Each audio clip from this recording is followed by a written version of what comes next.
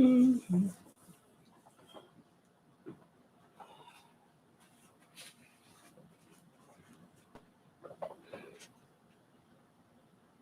Can't start live. Something went wrong. Okay, we'll try again. Hello, YouTube.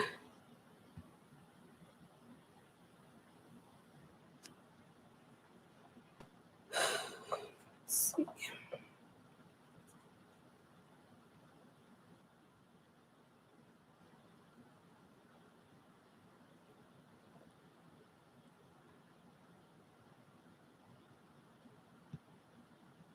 Okay, just waiting for. Oops, something is going on with Facebook.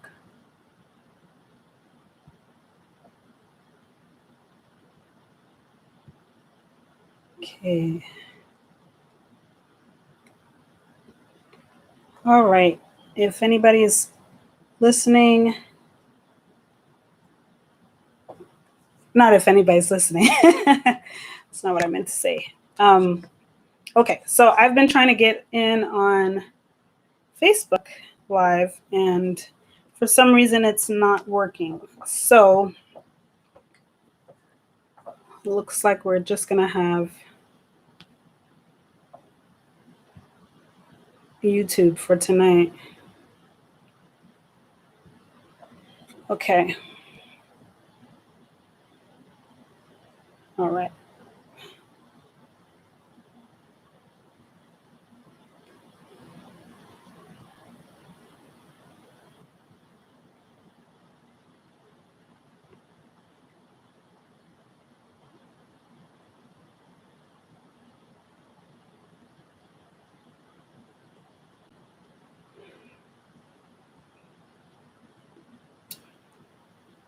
Okay, it's showing that my connection is unstable. So it's waiting to reconnect.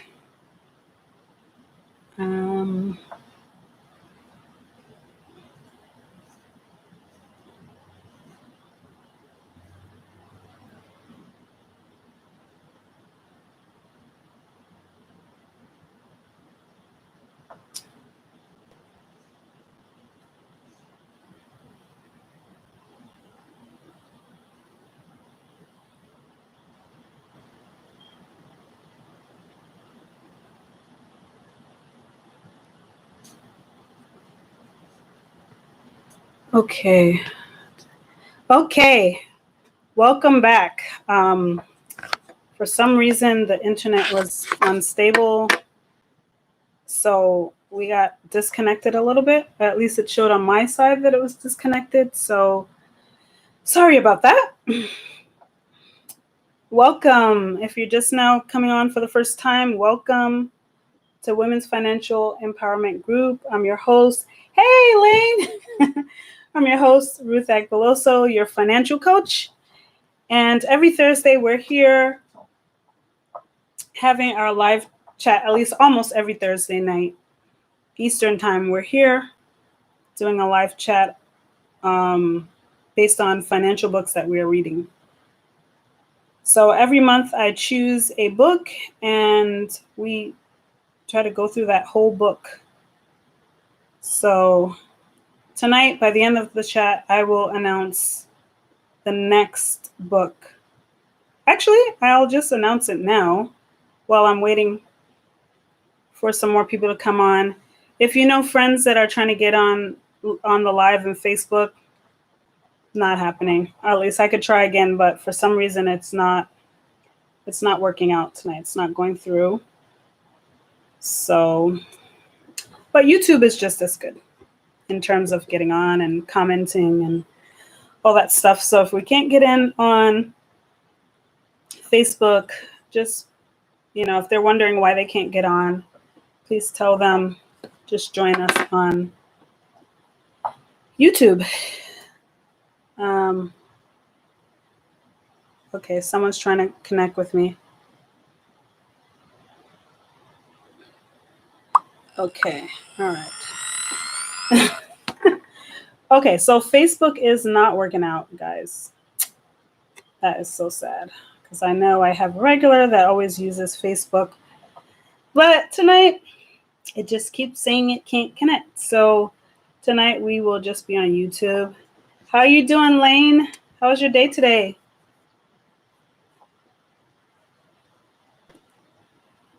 Hopefully we have a better connection, because I've been having some connectivity issues all day, and it's been like ridiculous. I've had Zoom meetings and I've had to make excuses for my computer. Like, why is my computer acting crazy today? But yeah, so let me give the welcome again if anybody's just signing on. Oh, Lane says it was horrible. Children with attitudes everywhere. Oh my gosh, you are not alone. Hush. Well, my kids' attitudes weren't that bad today, but they didn't want to do any work. So they have a lot of work to make up. But we did have a good day. So hopefully tomorrow's better. Again, welcome to Women's Financial Empowerment Group. I'm your host, Ruth Agbeloso, your financial coach. Thank you so much for coming on tonight. We're here almost every Thursday night. And as a matter of fact, the book that we're reading right now, we are finishing it up tonight. And we are going to go ahead and start with a new book. And I thought of like giving us a week off, but then I realized that with all the holidays going on and whatnot, it's going to change things. It's too hot for work and I can't find my earbuds. Yeah, I feel you. I feel you. It's nice. Like if the pools were all open, it would be really great. We could just have PE every day, but unfortunately the pools, at least my pool, my community pool is closed, and it has been all summer. So that's a bummer. And don't even try to buy a pool. Oh, you found your earbuds. Awesome. Awesome, Lane. If anyone else who's watching, I want you to feel free to comment in the comment section. Chime in however you want. I know that if you're new, you probably don't have the book yet. That's totally fine. If you have any questions or any comments about anything that I mentioned, feel free to chime in. And just know that this is for informational purposes. Whatever I say here, don't take it as the Bible. Consult with your financial professional, your financial advisor. So I'm going to show the title of the book. I'm going to show the cover of the book that we're finishing up. It's Smart Women Finish Rich by David Bach. And last week we got up to step 5 and we got halfway in. And because it was so deep, I made a decision that we wouldn't do the whole thing, because we really try to keep this within like an hour. I think last week it was a little bit less than an hour. So I decided, hey, let's cut it off because there's too much information. I didn't want to skip over too many things. So we are continuing with step 5 this week, and we are going to speed through the rest because I just don't want to drag this out any further. It's been a great book, and I highly suggest if you haven't bought the book yet, go ahead and purchase it. This is what it looks like. Lane has an older copy that she found at the library, just as good, but some of the information is a little bit outdated. So if you have any questions, feel free to reach out to me. My information is in the description box. If you need any financial advice from an advisor, definitely find one. I'm not a financial advisor, so I will not give stock advice or investment advice. What I am is a financial coach. So I help you map out a plan to get to where you want to be financially. I help you walk you through the stages and, so that you can get there. So here we are. So I don't know if you've been reading this book, feel free to type in the chat if you like it so far. Have you liked this book? Even if you're not finished with it yet, what do you think? What do you think about this book so far? Because we've done a few books already, and I'm just really curious. What do you think about this one? So while you're chiming in, while you're typing, I will just say I personally like this book. I think David did a pretty good job. I'm not going to say that I agree with every single thing he says 100%, but that's okay. And you'll find that each book that we read, someone will have a little bit of a different perspective, but you know what? That's what makes us all wonderful, because we're all unique and there's something a little bit different, something for everyone. Lane says, I'm ashamed to admit that I've been so busy, I really haven't read it. Boo! No. Well, guess what? Not too late. You can still read it. And if you're worried about time, remember I have my little video in the description of how to make time for reading as a busy mom, busy college student, as a busy person, period. Okay? Because I have a hard time finding anyone who is not busy. But reading is essential. So we try to, we fit it in. We fit it in somehow. So watch that video if you haven't watched it already, and it will give you some tips of how you can squeeze reading into your schedule. And with that being said, we're going to go ahead since Lane has not read the book and no one else is chiming in. All right. So we're finishing up step number 5. And I decided to go back a tiny bit to page 187, talking about retirement plans. So if you're not familiar, this book is divided into steps. Okay. Lynn says, I keep meaning to watch that. Okay, no worries. It's still there. You can still go back and just chime in as you want to, as usual. It's totally okay. Don't beat yourself up. That's one thing I don't believe in. I used to do that to myself too. And it's always a temptation to beat myself up when I don't accomplish what I set out to accomplish. But you know what? We're all human. So if you didn't get to read the book, don't beat yourself up. The book is still there. Go and read the book, watch the videos. I have all the videos there of all of our discussions or whatever. You can go back and watch them at your leisure. Don't forget to like. Oh yeah, and could you go ahead and like this video, please, so that YouTube doesn't swallow it up and throw it in the trash? Please like this video and subscribe if you haven't subscribed yet to my channel. On this channel, we talk about all things financial, but my number one goal is to empower women to become financially literate. And thank you for the like. All right, we're going to move on now. So going back to talking about retirement planning, because I felt like I kind of skipped through that so fast last week. I skipped through the whole whatever I went through so fast. So I'm going back to talking about retirement just a little bit. So the question here on page 187 is, so which retirement plan is best for me? I'm sure a lot of people might be wondering this. So I figured it's valuable for me to just read this little part of the paragraph. It says, if you want to put away more money for retirement, you always can supplement your company plan with an IRA. As to choosing between a traditional IRA and a Roth IRA, if you are more than 10 years away from retirement, go with the Roth. If you are more than 10, I just read that, didn't I? Yeah. The benefits of the tax-free distribution later probably will outweigh the benefits of the tax deduction now. Otherwise, if you are eligible for a deduction through a traditional IRA, then this is probably preferable. In either case, if you are at all unsure of what's right for you, talk to your accountant or other professional financial advisor. So while we read these books and all this stuff, I definitely recommend you speak to a financial advisor about your individual situation, because everyone's situation is different. And as usual, I'm sweating like I don't know why they say sweating like a pig. I've never seen a pig sweat, but I'm going to have to take their word for it. Okay. So I just wanted to read that little part because I feel like I've heard a lot of conversations about retirement, and a lot of people think it's just across the board. This is what you do. So everyone has a 401k. And then if you don't have a 401k, then you automatically have a traditional IRA or a Roth IRA. But you definitely want to look into the details of each thing and know your situation.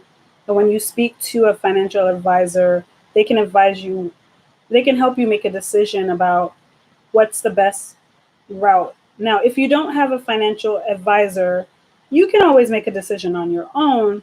However, you want to be really, really careful and read as much information before you dive in, because your retirement is really important, trust me.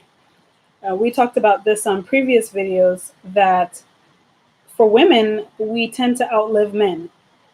And so we need more money, not less money during retirement. So we really ought to take retirement savings more serious than men, because yeah, we're typically women less. I don't know. There's a better way to say that, but I'm not getting it today. Sorry. Uh, I want to say typically we outlast men, but that doesn't sound very good, does it? Type in the comments, type in the chat something better that I could have said, because that didn't come out right, and nothing better is coming out. All right.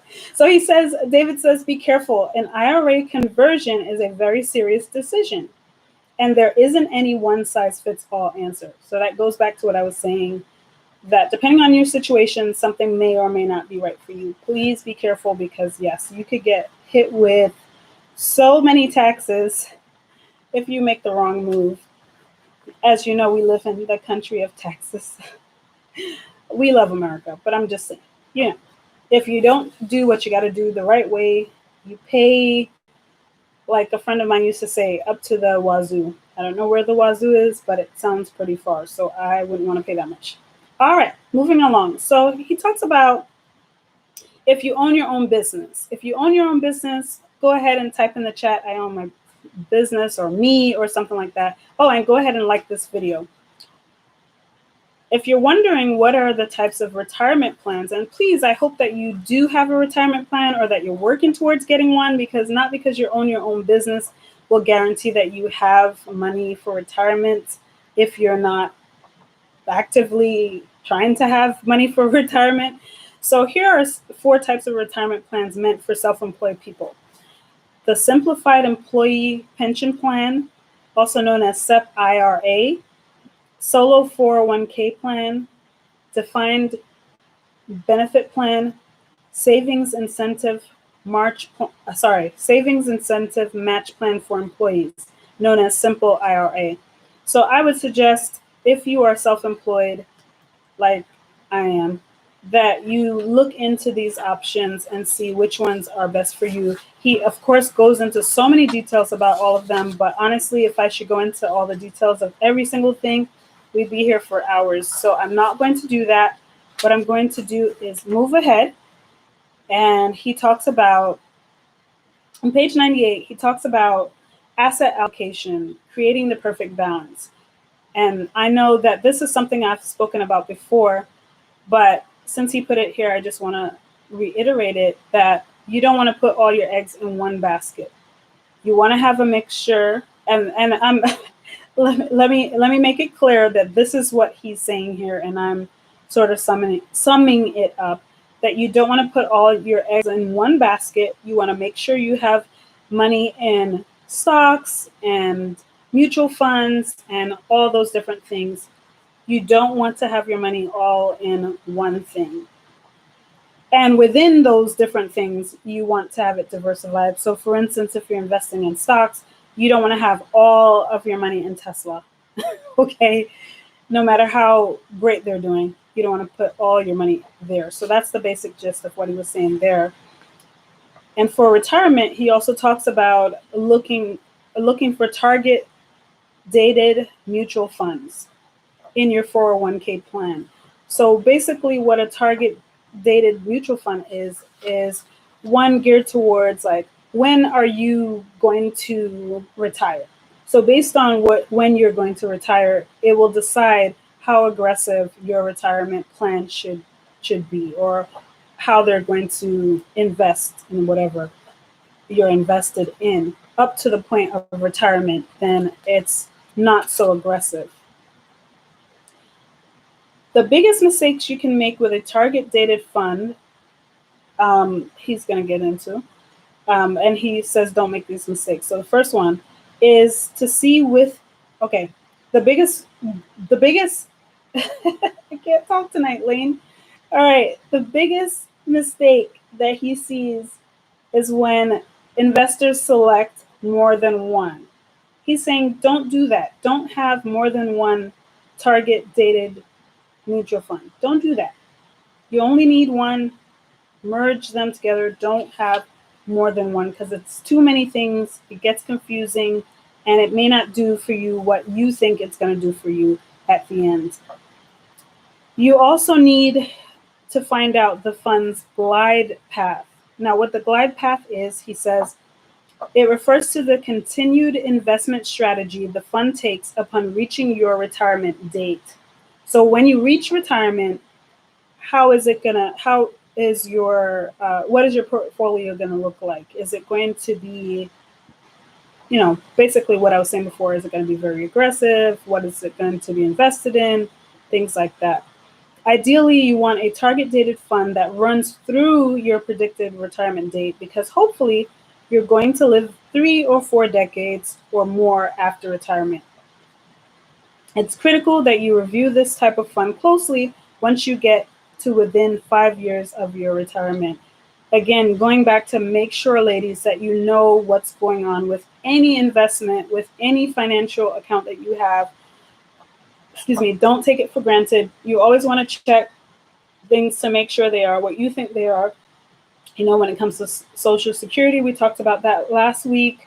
You want to make sure you get on that website and check. So this is just another thing you always want to check. You don't want to wait until retirement and then you're like, I thought I had this amount, but I don't have this amount. And then you're trying to figure out, okay, where can I get a job? What am I going to do? Do I need to work for another 10 years instead of retiring? So it's always best to check on all your funds ahead of time. Make sense? So, yeah. All right. And he says, do your own research. Okay?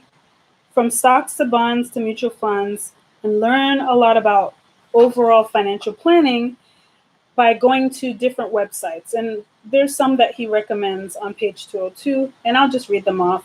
www.ishares.com.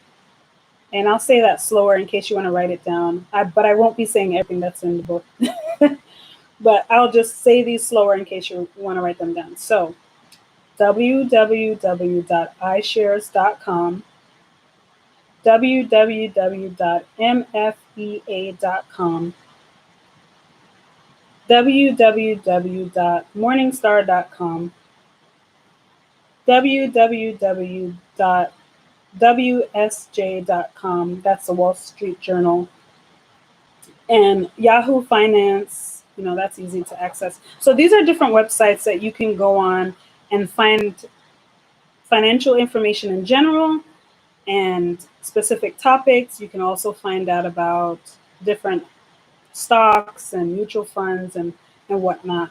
So do your due diligence. Don't trust anybody so much that you don't check on things for yourself, that you don't do research for yourself and just take what someone else is giving you. Yes, you make 7 figures, but that doesn't mean that your financial advisor is perfect. He or she may miss something. So it's good to know, have an idea. Obviously, you're not going to spend all your time doing everything. And that's why you hire someone like me, financial coach or a financial advisor, because you need that assistance. But you should have a general idea of what you're looking for or what you'd like to accomplish.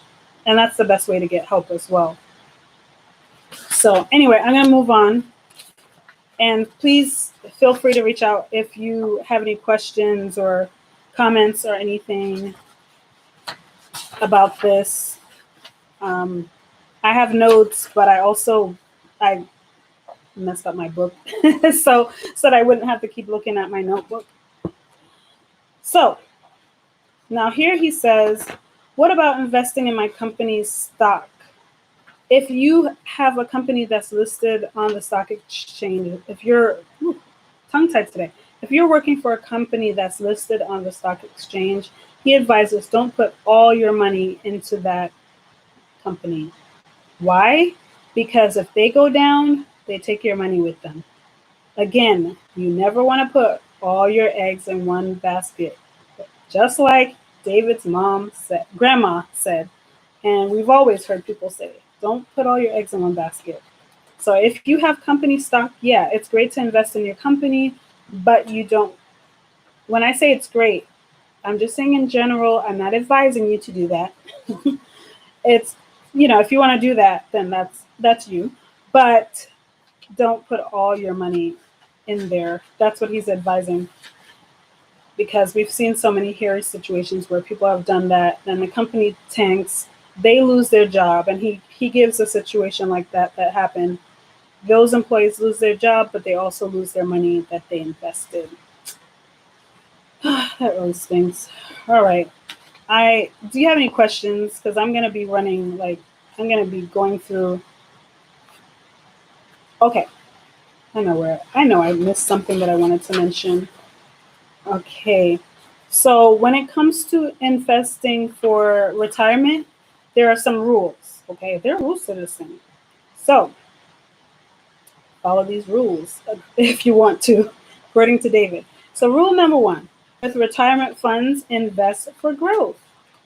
A lot of people think that this is what he shares, that a lot of people think when it comes to retirement, you shouldn't invest for growth because you don't want to do anything risky. However, he says that's a mistake, because you want to invest for growth. That way, at the end, you'll potentially have more money for your retirement, as opposed to if you played it too safe, then your money would be growing very slowly.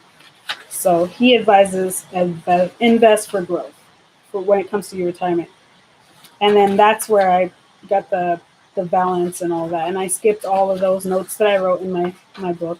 So now I'm going to go to rule number 2. And please stop me if you have any questions, comments, whatever.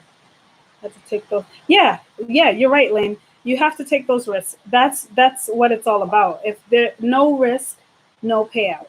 The greater the risk, the greater the potential payout.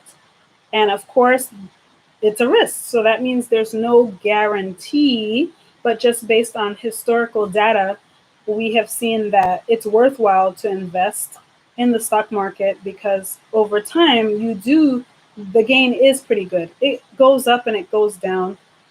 So the advice that a lot of financial advisors will give is that you stay in it for the long haul, right? You don't want to jump in and jump out. But anyway, we'll get to that in a minute. Okay, rule number 2, take advantage of the free money your employer may give you. So here he's talking about employer matching programs. You want to make sure that that's an additional that's an additional amount that you're putting in. So for instance, if your employer matches your contribution by 20%, you want to put in whatever the requirement is for that to get that match, but you also want to continue to put in your regular, it is. That's what he advises. Don't just put in the amount that they're going to match. And it's funny because a lot of people believe that way, like, oh, they match it this much, so that's the amount that I'm going to put in. But he advises you to put your regular amount and that amount in there. And the point is, the more you save, the more you put away for retirement, the better it is. You want to max out your account, meaning you want to pay as much money as you legally can pay towards your retirement. There's a cap of how much you can put towards your retirement. So you want to put as much as you can. Okay. Rule number 3: don't borrow from your retirement plan. Oh boy, this is a serious one. The reason why I say it's a serious one, because I hear of people doing this all the time. They borrow from their 401k, which, yeah, it's your money, right? But the problem is that it's like it's not fully your money because you're borrowing it. So therefore, if you borrow, that means you have to pay it back, right? Now, what he says is it can cause a lot of trouble, because at some point you're going to have to pay back that money. And when that time comes, you might not be able to afford it. And then that's when the real trouble comes in. And he gives a scenario where that happens to someone. Lane says, don't you have to pay interest? Yes, you do have to pay interest on that loan. Yeah. So not only are you paying back, so say for instance, you borrowed $100,000 to, okay, let's go with a smaller amount. Let me be conservative. So say you borrowed $50,000 to put towards a down payment on a home. You borrowed that from your 401k. You're not only paying back that $50,000, but you're also paying the interest on top of that. So, and it's usually, I think I don't know if it varies or not. So don't quote me. I don't remember, but I believe it's 10%, but don't quote me. It might not be 10% across the board. Um, so, but whatever it is, you're paying extra. It's not like you just borrow that money and then, oh yeah, here, let me give it back. No, you have to pay interest on your money. So you better make sure you have that money when it's time to pay back, or else you're going to have a penalty on top of that. And what if you no longer work for that employer and they want you to take your money and get out? They want you to pay back right away. That can be a really hairy situation. So he advises against it. So, yeah, not really recommended. Rule number 4, consolidate your accounts. So what he says about consolidating your accounts, it's not the same as putting all your eggs in one basket, but what it is not having several retirement accounts or something like that. Having too many of the same thing all over the place, because again, it can be confusing and all that stuff. So he says there is simply no way you can do a good job of managing your retirement accounts if they are spread all over the place. If that's what you've done, consider consolidating them into one IRA custodial account. And that brings us to rule number 5. Be careful whom you list as the beneficiary of your retirement account. Some people are tempted to list the beneficiary as their trust. Okay? And he says that that's a really bad idea. He says, never, ever, ever put your IRA in the name of a trust or make your beneficiary of the IRA a trust. Why? Because when you do this, your spouse, if you have one, of course, or beneficiary, or someone else who should be the recipient, they lose the ability to do what's called a spousal IRA rollover. Yeah, so that's only for spouses. What am I talking about tonight? Anyway, so they lose that ability. So it's just a mess. It really is a mess. So you definitely want to make sure you get good advisement before you make these type of serious decisions, because you can lose hundreds, thousands, depending on how much money you actually have in there. You can lose a lot of money if you don't do this correctly. The people who you leave behind are going to be sad. Not only will it take them forever to get the money, but all the fees that are going to come out that money are going to be ridiculous, between lawyer fees and taxes and hairy situation. So be careful with that, is what he recommends. Rule number 4, always take your retirement money with you. So if you leave a job, I mean, it may be obvious for some people, but not obvious for some. I've definitely heard of people either forgetting or just purposely not taking their retirement funds with them, just leaving it hanging out at the old employee. And this is why he says it's not a good idea. First of all, he says, take that money out immediately. So if you know you're going to leave a job, go immediately to the benefits department and inform them that you want the money to go into an IRA rollover.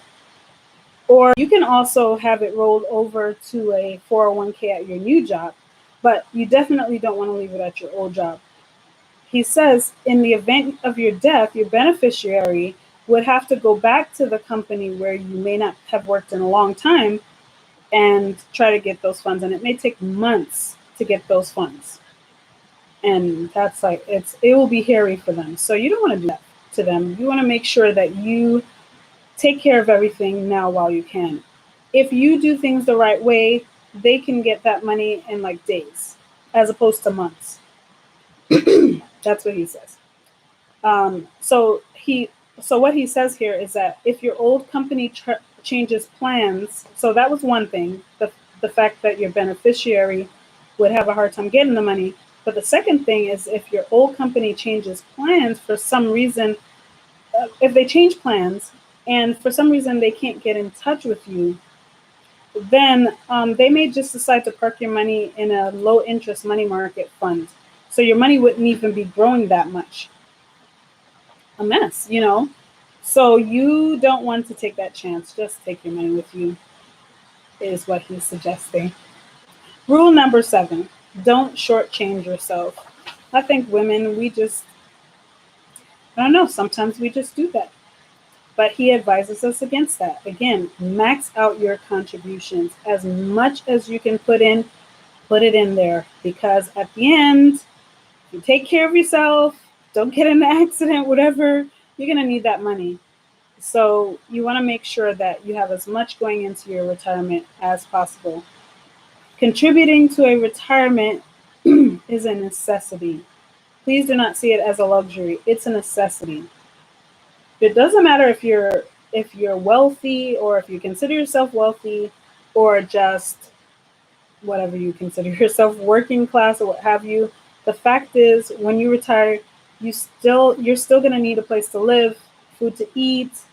You might want to go places or what have you, and for however long your life lasts. So don't play around with this, ladies.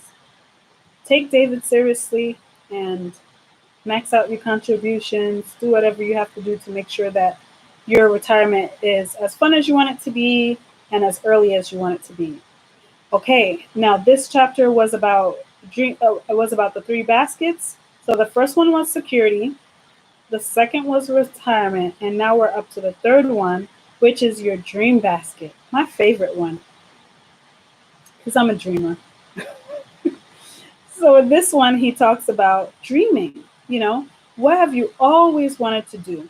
I feel like as an adult, and he even says it here, we tend to stop dreaming. We don't dream as much as when we were children, but it's important for us to continue to dream. Of course, within reason. We're not going to one day become fairies or anything like that. But you want to dream. You want to be able to accomplish some of your dreams. So what are your dreams? Whatever your dreams happen to be, he wants you to write them down. And so he provides a little worksheet here that it's called a dream sheet. And there are 2 parts to it. So the first part, there are 10 blanks for writing down your most important dreams. So some of the dreams, so I'll give you some examples, could be, buying a house, going on a dream vacation that you've always wanted, things like that. Or being I won't go into details anymore, but you get the point. Dreams, things that you've always wanted to do, but for some reason you weren't able to do it. You're not in a position to do it just now. But it's important. Those dreams are important, so you definitely want to plan towards those. So, like I said before, there's 10 blanks for you to write down your most important dreams and a form in which you specify your 5 most important dreams over your lifetime. And then he lists out the steps of what you should do on the forms. And I don't know, what do you think, Lane? Should I list those out or should I move on? I wonder if anybody's writing this down. Let's see. They're on page 217. So you can look it up when you get the book and fill this in. I think it's very helpful. That's one thing I could say about this book, Lane, and everyone else watching, that this book has a lot of helpful forms and worksheets that you can fill out. And if nothing else, they really get you to think. I'm just looking for the date of this one. Okay, so this book was published in 2018. So if you have an older version, I'm not sure where this form would be in that book. But like I said, this one is on page 217. I was going to answer, but you've decided already. No. Still answer. No, you can still answer. So I'm like talking. I feel like I'm talking to myself sometimes when no one answers. So you go ahead and answer. I'm totally fine with that. Do you think I should list the steps? Yes or no? If you think I should list the steps, type in the chat yes. If you don't think I should, type in the chat no. Most yeses win. and it's still here. I can read it. It's not a lot.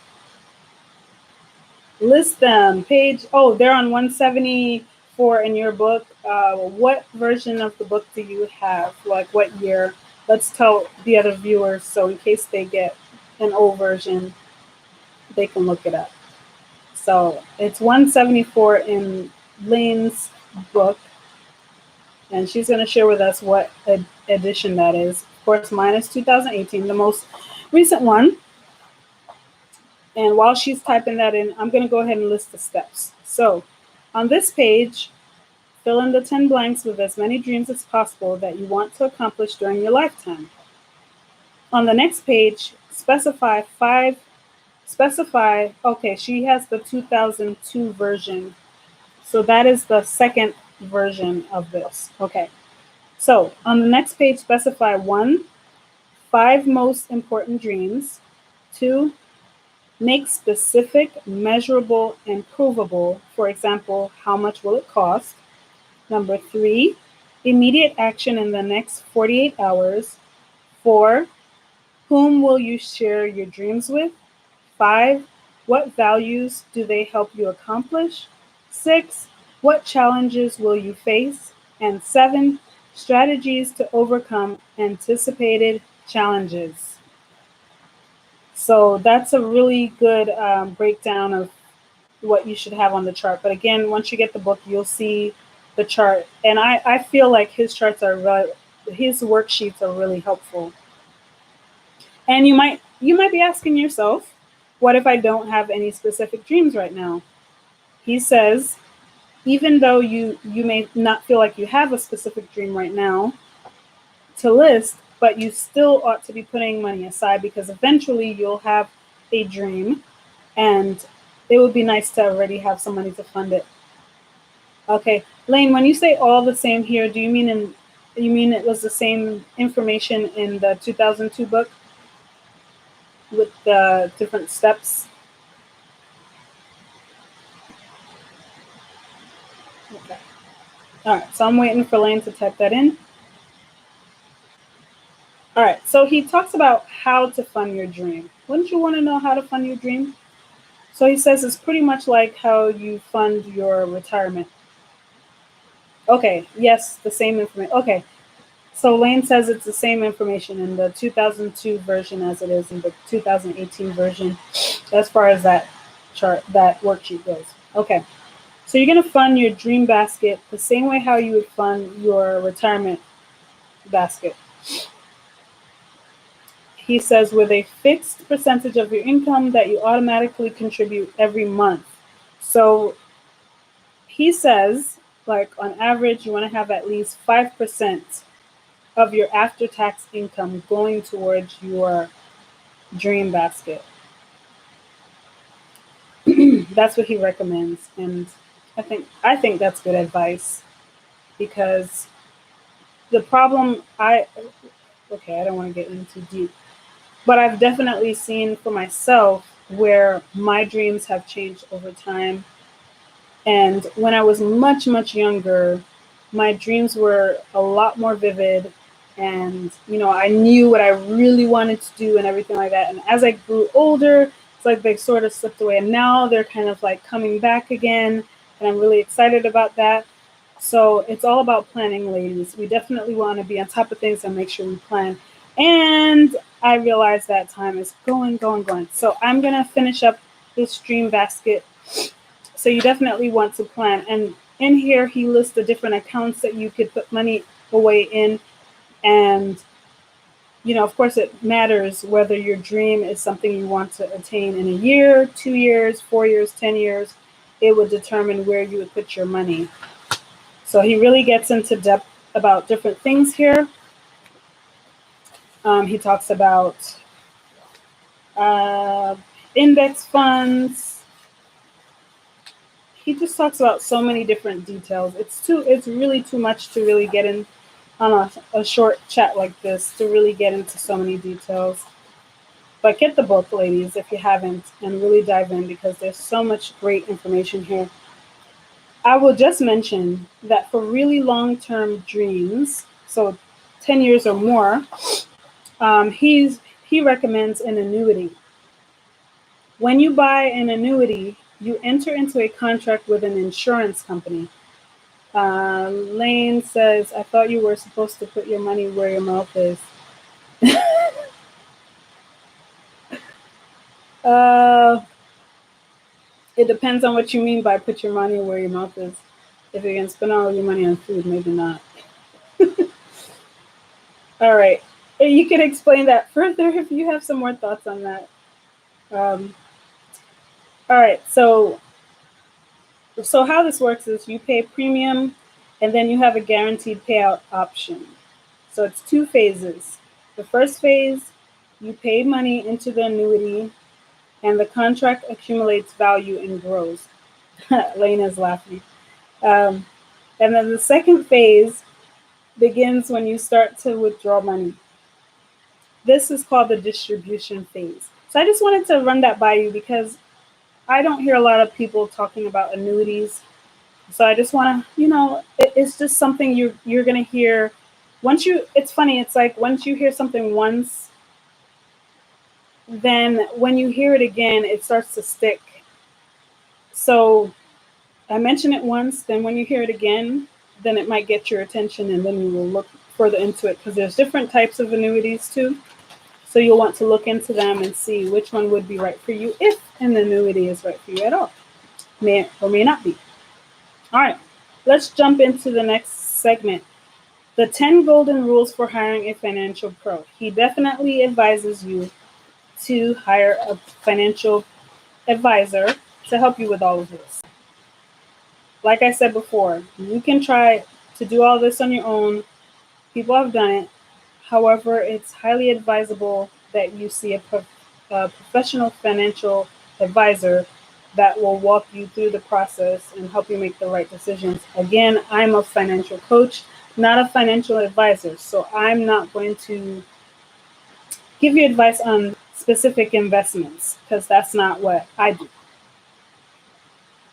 So you're not going to hear me say buy this or buy that because that is out of my scope and that's illegal. So I'm not going to do that. All right, but a financial advisor will be able to help you with specific investments that you're thinking of. All right, so rule number one with finding one, check out a prospective advisor's background. You want to find out about them, what type of cases they've taken on or what have, not cases, but the type of clients they take on, how they work, all that good stuff. Rule number two, go to your first meeting prepared. When you go to the first meeting with a financial advisor, you want to make sure that you bring copies of your investment statements, net worth, current expense breakdowns, and your most recent tax returns. In short, the kind of information called for in the worksheets and appendices 1 and 2 of this book. And we've kind of talked about that last week when we talked about getting that file folder. Yeah, getting all the files in order and stuff like that. There's a whole list of what you need to have to be organized. So if you go back, you'll get that information. Rule number 3, always ask about the advisor's investment philosophy. Like I said before, everybody's different. Everybody does things differently. So depending on your situation, certain things may be good for you. So that's the same thing with financial advisors. They may have a different spin on something. So you really want to know, what okay, so I'll just read what it says here. Ask the financial advisor about his or her philosophy on financial planning and money management. You want to make sure whoever you choose is in line with your beliefs and is in line with how you work. You don't want someone who has like judgments against them for some shady stuff or anything like that. Rule number 4, be prepared to pay for the advice you get. Don't think that meeting with a financial advisor is free. And it doesn't mean that you can't afford it, because sometimes it can really be affordable, but don't assume that it's going to be free. This is information and help that's going to probably save you thousands of dollars in the long run. So you don't want to think of it like that, like, oh no, I only want free stuff, because obviously you can go and watch a YouTube video or read a book or what have you. But the time that someone will take out to work with you, this is what they do. So they're going to have a broader range of information than you will have most of the time. And they're helping you. So expect to be able to pay them. I mean, it's the same with a financial coach. We take out the time to learn things and to put packages together for you and everything like that. So it's not free. That takes time and effort on a person's part. Anyway, so there's different ways to pay for these services. You can go with a commission-based advisor, well, in other words, called a broker. So they make money every time you purchase a financial product. You could go with a fee-based advisor, which is a registered investment advisor, aka a fiduciary. And what's great about fiduciaries is they don't get paid based on what financial product you purchase. They just get a flat fee. And actually, that's what David advises, that you might want to go with a fiduciary, because they have to have your best interest at heart. They're not about what the specific products. That's not how they get paid. And then there are hybrid advisors, known as duly registered advisors. They're licensed to sell through a brokerage firm, and they're licensed to provide advice as a registered investment advisor. So they got their hands in both places there. So anyway, fiduciary is what a lot of people recommend. And that's what David recommends. But you definitely want to look into the pros and cons of each and see which one would work best for you. Okay, what time is it? Okay. All right. Rule number 5 of finding an advisor: be an A client. And what does it mean to be an A client? You want to be nice, right? Somebody's helping you. You want to say thank you. You've made this money and what have you. You want to say thank you to them. You want to be nice to them. And the best way to be nice, in my opinion, and in David's opinion too, is bring in more business for them. Give them referrals. People send cards and all that stuff as well. Like thank you cards and what have you, which is awesome. But I think referrals is the best way to say you like someone. Like sharing a video of mine is a great way to say you love me.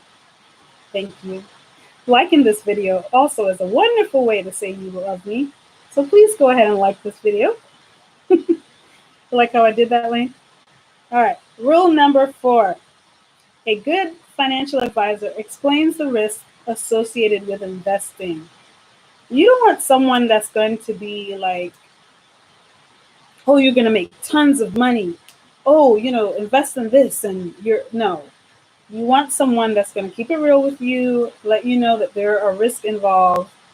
Lane says, I agree that referrals are a great way to say things. Yes, they really are, because that's what keeps the money flowing. So, yeah, you want to make sure that that financial advisor is someone that will keep it real with you and not try to just have you buy something because it's patting their pockets. Rule number 7, go with your gut instinct. Do I need to elaborate? No, I won't elaborate. Go with your gut instinct. Rule number 8, make sure your check goes to the custodian, not the advisor. So in other words, when you're going to invest in something, the money that you're investing goes to a custodian, what is it called? A third-party custodian, and it's not going to that person across the table from you. So if you want to invest in, say, mutual funds, that money is not going to be, so for instance, if your financial advisor is Joan, right? You're not making the check out to Joan for your investment account. Your account is made out to whatever the third party is. It's going there. It's not going to Joan. So what's good about that is you, okay, so I don't know if you all remember that whole situation with Bernie Madoff, where I like to say he made off. with a whole bunch of people's money. Yeah. So it's a good way to avoid a situation like that. So good advice. Rule number 9, keep in regular contact with your financial advisor. As a rule, your advisor contacts you at least twice a year, and you should sit down together to review your financial situation at least once every 12 months. So if you haven't heard from him or her in a while, then you definitely want to call or email or whatever and say, hi, you know, Joan, Joan could run off with your money, right? Yep, Joan could definitely run off with your money. So you want to take that risk. You want to make sure that your money is going to a third-party custodian to invest it in whatever stock or mutual fund you want to invest in. Okay, rule number 10. If you can't get a referral, do your own research. And he lists many organizations that you can call or go online and get a referral. Find out about a financial advisor that you can trust. Boom, that is gone. All of that was step 5. Like that chapter was like long. Like, guys, that chapter is the longest chapter in the book. So you see why I couldn't skip over it, right? They had too many things. So I'm gonna spend 3 minutes and just go over the 10 biggest mistakes investors make and how to avoid them. Number 1, and feel free to comment or what have you. If you have any questions or comments, go ahead. And I'll look up every now and then to read them. But mistake number 1, becoming an investor before you are organized and have special goals in mind. So he says that's mistake number 1. He says in order to become a successful investor, you first have to get your values and goals written down on paper and your finances organized. That's what he advises. And he also says you absolutely must do a family financial inventory and balance sheet and determine precisely your current net worth. I guess that makes sense, right? All right. Mistake number 2, not taking credit card debt seriously. Credit card debt can really break you. So you definitely want to take that seriously and find out your credit rating now. You can go to www.annualcreditreport.com and get a free credit report. And you can do that yearly. I'm going to move on. There's so much information about credit here. I'm not going to get into it. Mistake number 3, having a 30-year mortgage. Yes, that can really stink. And why is that? Because you end up paying so much more for that home. What he advises is to pay it off faster. And he gives tips and all of that of how to pay it down. And I'm not going to go through each one of them because it's a lot of stuff. Unless you want me to, then leave a comment. I can go back and just list them. Oh, I'll just list them. What the heck? Might as well. All right. Number 1, set up a bi-weekly mortgage. So instead of paying once a month, you're paying twice a month. So you pay when you get paid. Make 1 extra payment a year. Switch your 30-year to a 15-year mortgage. Those are his tips for that. And there's other things here too. All right, mistake number 4, waiting to buy a house. So what he says here is a lot of women, they say, oh, I'll wait until I get married. I'm waiting for Mr. Right before I buy a home. He said, no, don't do that. Buy a house now. You can get a house, get a house. It's a great way to start off your wealth, having your own house. He says real estate is an escalator to wealth. You have to be on it to build wealth. Okay.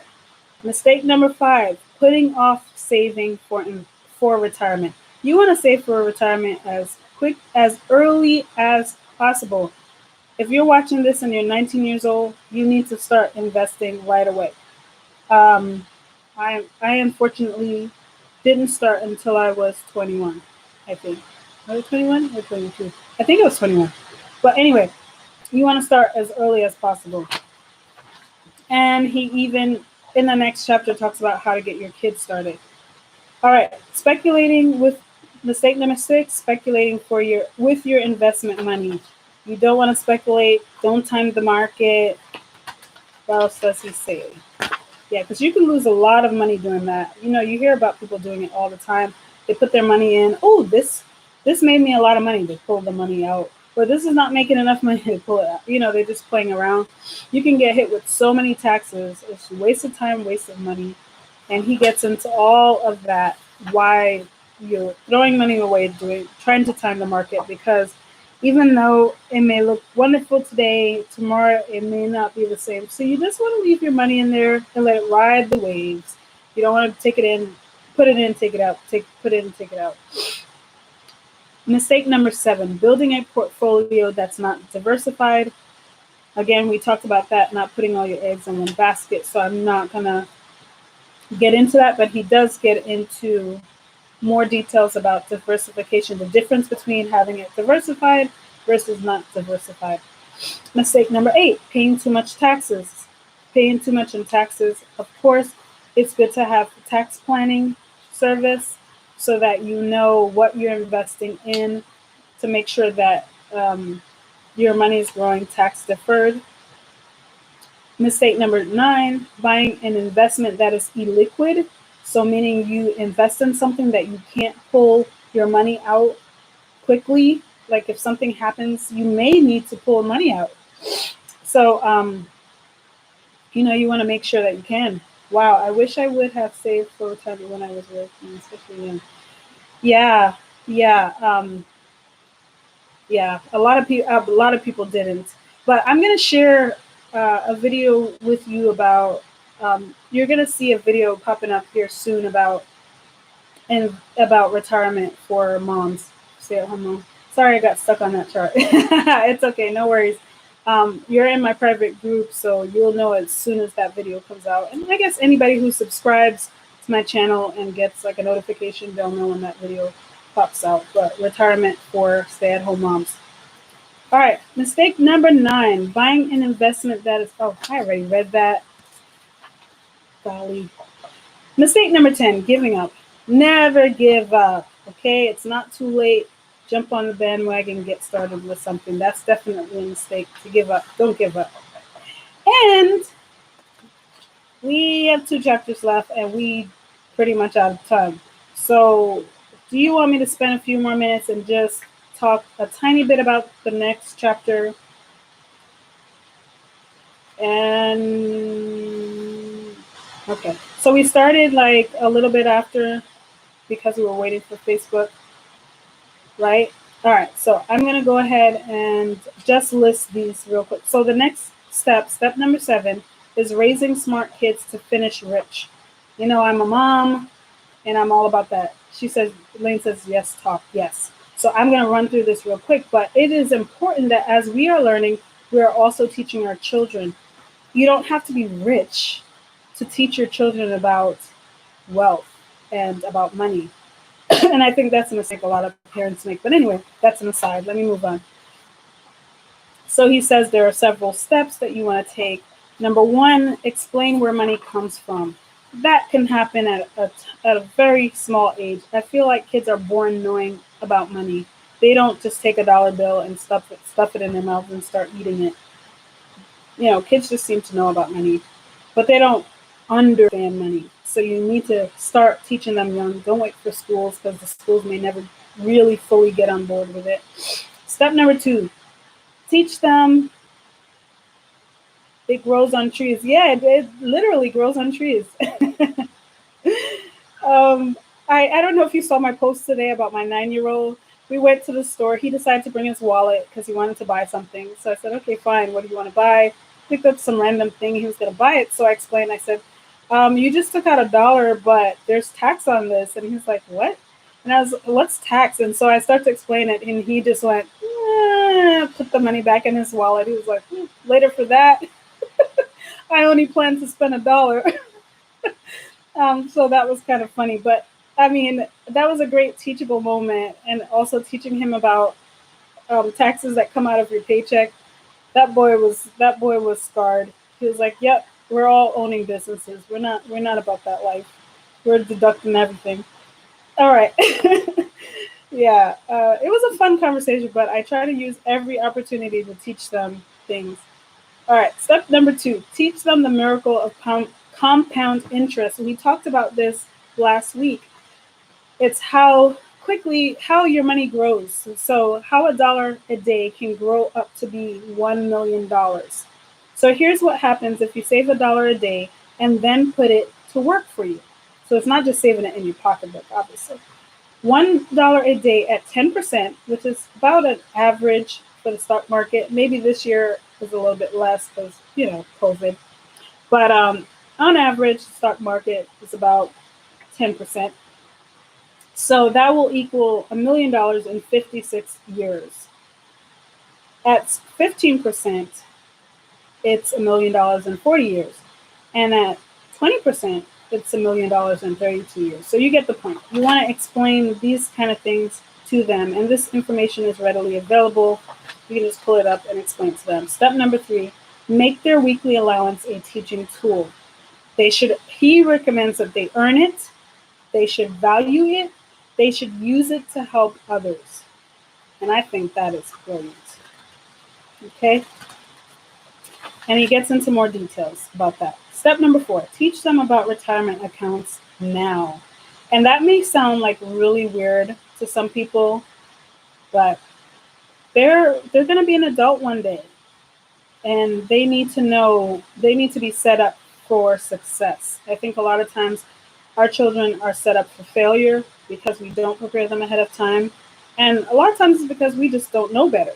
So once we know better, we have to do better, and we have to teach them to do better so that when they grow up, they don't make the same mistakes that we made. So itching my nose a lot, allergies or something. Not COVID. I'm okay.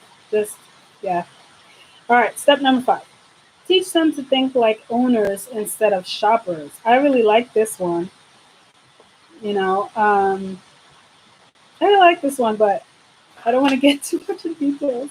But I always talk to my kids about owning businesses, like investing in a business as opposed to just buying from the business. Even my adult children. It's like, yeah, you can buy a Starbucks drink, but you can also own a piece of Starbucks. So which one would you prefer? Which one sounds better to you? Step number 6, teach them to use credit cards responsibly. And I also believe that this can be started at a very young age before they're even able to get a credit card. I know now they have like these little cards that you can give kids and you can put money on it and whatever. I personally don't use those and not planning to, but you can teach children at a very young age how to use credit cards responsibly because eventually they will get a credit card. Step number 7, teach them to go for their dreams. Obviously, that's not necessarily about money per se, but if you teach them to go for their dreams, then they'll know they can work towards those things. Never had a credit card to this day. You never had a credit card? Wow, that's awesome. Yeah, some people in this world don't have credit cards. That's not me. I got my first credit card thanks to whoever it was that was sitting outside of my college offering me a free something. It all equals no credit. Well, we'll talk about that later in another. We'll talk about that later. But yeah, so teaching them to go after their dreams is a very important thing. You don't want them to just give up just because they're getting older. They give up on their dreams. There's ways to accomplish your dreams. Step number 8, encourage your kids to learn about money online. And there are different websites. One of them is dreambigclub.org, feedthepig.org, jumpstart.org, and more. I love those little websites. I specifically love websites that let you play around with money. And so it's not real money, but you get to play around with it and kind of understand how the stock market works and stuff like that. So very, very good to start them off early with that kind of stuff. So I think we are done with that portion. Oh yeah, and then he also talks about investment accounts for children. So you definitely want to read this book and see all those things. Okay, and then the final chapter, I'm going to skip through real quickly as well. It's follow the 12 commandments of attracting greater wealth. Did I say 12 commandments? I hope I did. Follow the 12 commandments of attracting greater wealth. So I'm just going to run through them. Number 1, don't accept less than you are worth.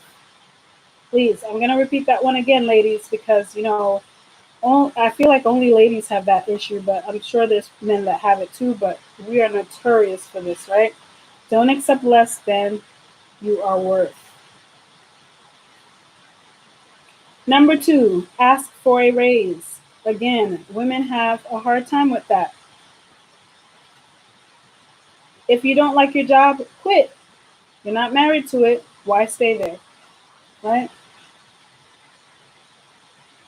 Number four, start your own business. There are so many female owned businesses.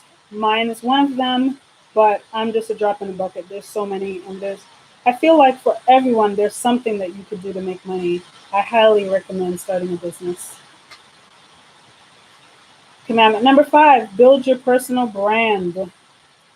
Okay, so he says, okay, so he gives so many details about building your personal brand. I didn't really get too much into that part. I understood what it meant. Yes, quit. Stop acting like your job is your life. Yeah. Oh, sometimes we stay too long and just lose too much time and energy in a job that's not helping us. And when I say not helping us, yeah, you get a paycheck, but sometimes it wears out your spirit. So, I don't know. Yeah, I say quit if you're not happy. I mean, if you can quit, but work up your plan. Don't just go out tomorrow and quit, because don't say that I said quit your job tomorrow, because I'm not going to pay your bills for you. So you have to have a strategic plan of how you're going to do that if you need to do that, or if you want to do that. Commandment number four, keep your overhead under control. So, of course, your spending needs to be down. Then we burn out. Yes, you're right. Right, have a plan. Yeah, you stay too long, you do get burned out. All right, keep your overhead costs low.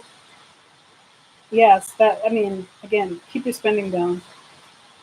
Commandment five, work each day as if you were going on vacation tomorrow. Oh, I love that, because you know what? They say that you work the hardest right before vacation because you want to hurry up and get all your work done so that you can leave. So he recommends that you work that way on a regular basis. We'd be so much more productive if we did that. Um, Commandment eight, focus on what makes you unique. So, especially as a business owner, you definitely want to think about what's unique about you. You have your own spin on whatever it is. You don't have to be the same as everyone else. And he goes into details about that. You can read. Commandment number, oh, yeah. Oh, and he says, for more information about exploring your unique talents, visit www.strategiccoach.com. Good advice there.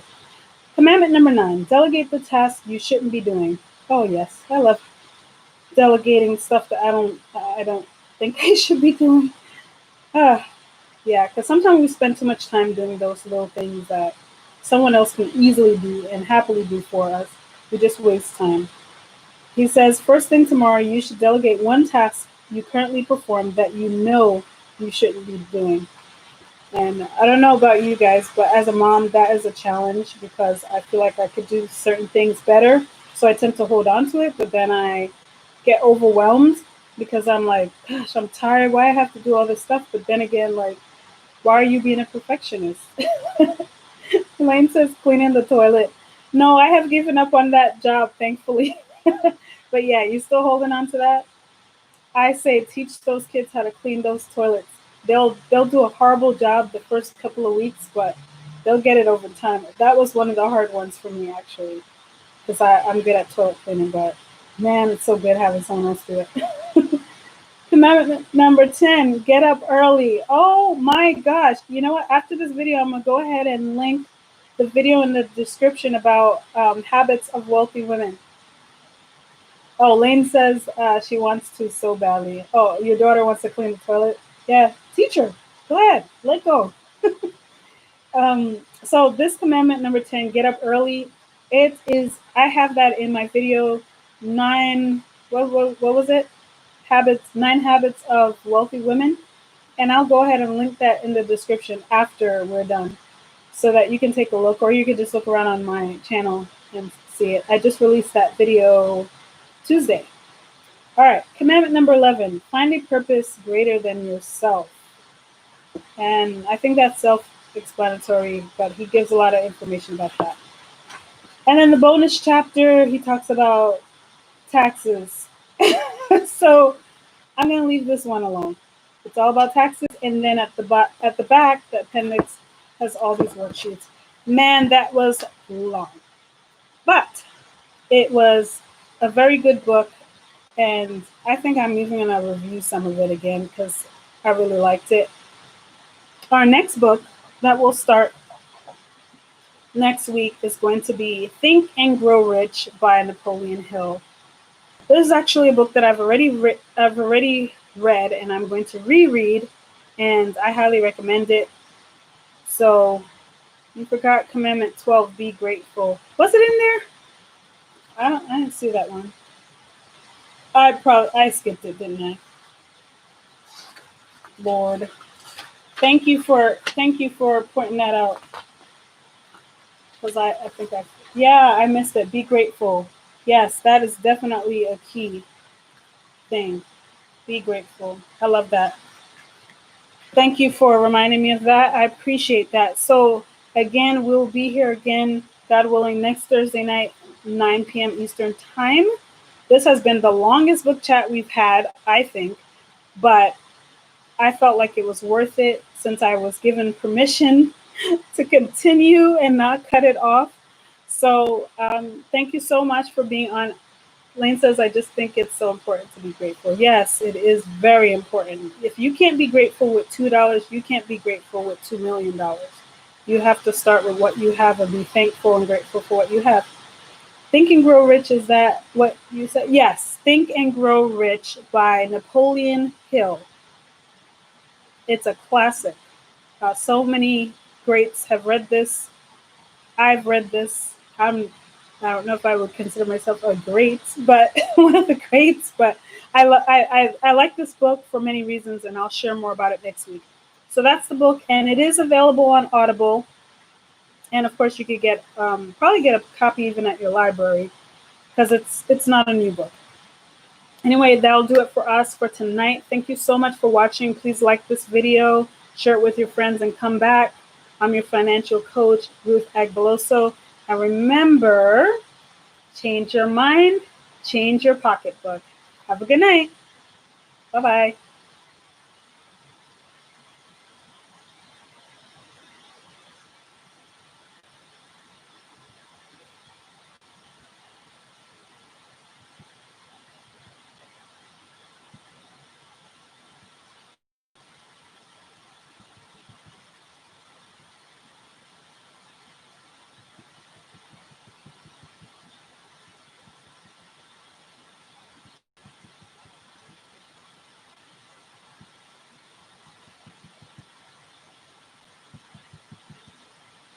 And I'm still on one.